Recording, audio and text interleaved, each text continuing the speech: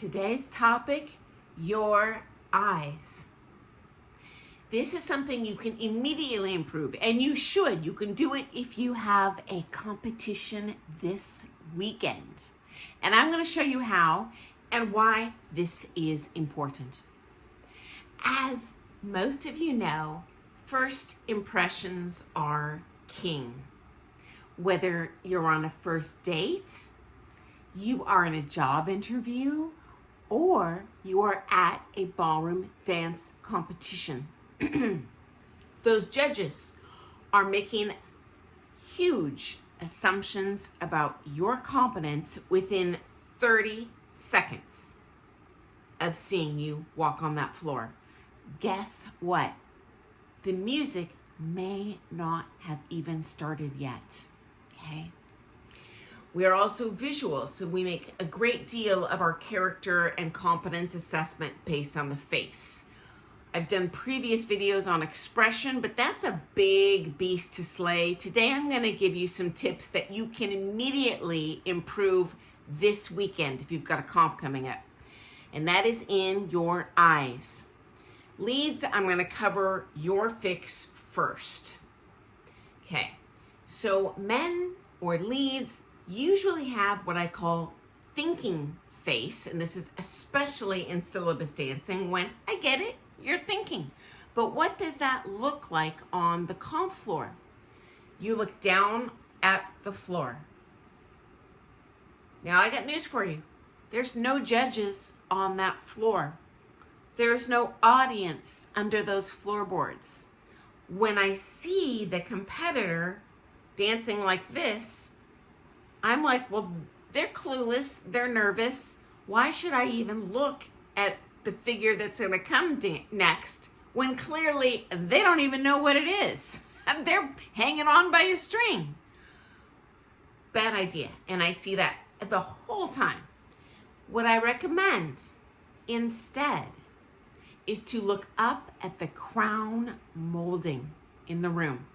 So for our friends here who are not native English speakers, that would be kind of a fancy board that's up between the wall and the ceiling, right up here. Now, long term, the eye and head fixes are going to be more nuanced, and you can cover that long term in your private lessons with your coach.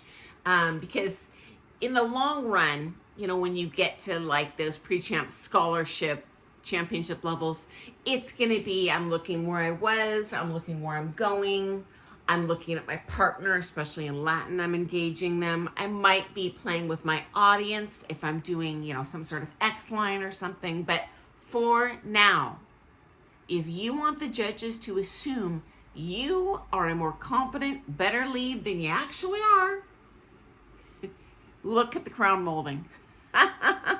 Okay, follows. A little bit of a different fix for you, my friends.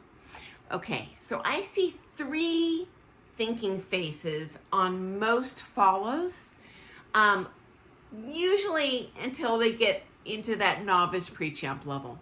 Here's what that looks like.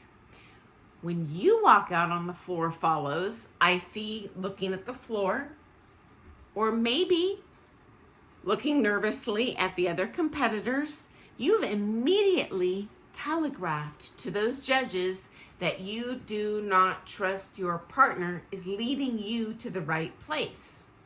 So when I'm looking down, I'm like, okay, I'm scared, I'm gonna suck, don't look at me. If I'm looking to the other competitors, I'm like, oh my gosh, does my partner know what he's doing? Is he lining us up in the right spot? Bad idea, guys. For you follows, I always want to encourage you to engage your audience. Now, if you're doing Latin and, you know, once you're called up to the partner, there's going to be a lot of engaging right at the partner. And occasionally we'll do this, say, in a tango or some sort of unusual figure in ballroom. But generally speaking, my preference is to, I'll say, flirt with my audience.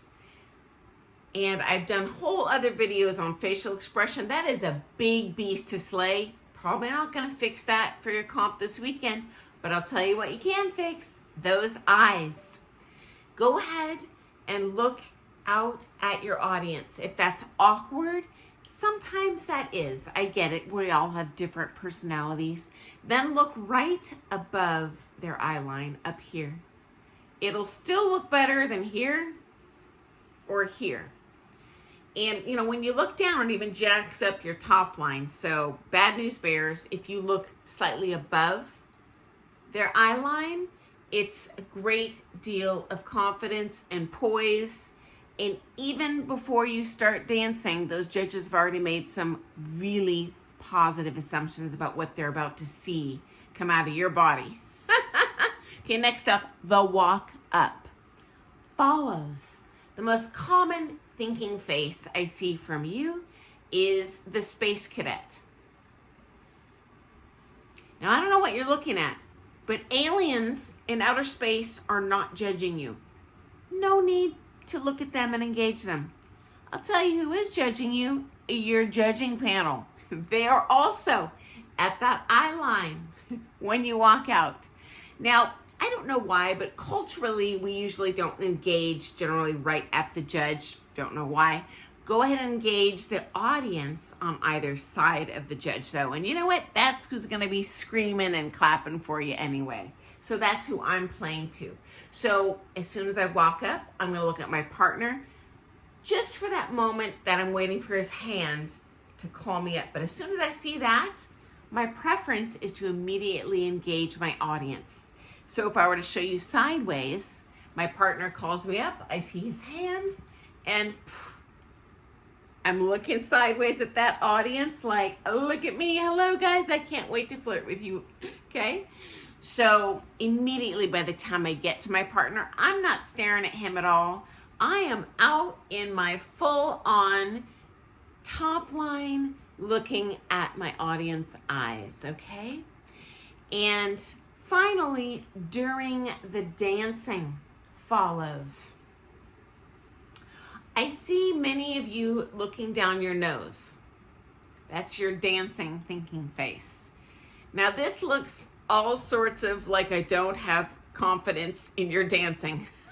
Me as the observer. I'll tell you what is going to get those judges at least giving you a second look, giving you a chance.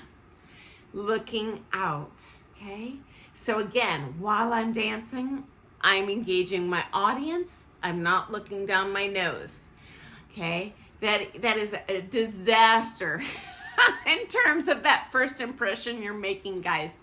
Think about it. How many seconds total in that round are the judges actually looking at you? What if there's 8 other couples on the floor? Just mathematically, you're just going to have a few seconds. You need to take advantage of every opportunity you can to get one more mark, because that's all it takes sometimes, guys. The difference between first place and second place, it literally can be one mark. You got to fight for it, because I'm assuming you're out there to win and not just participate.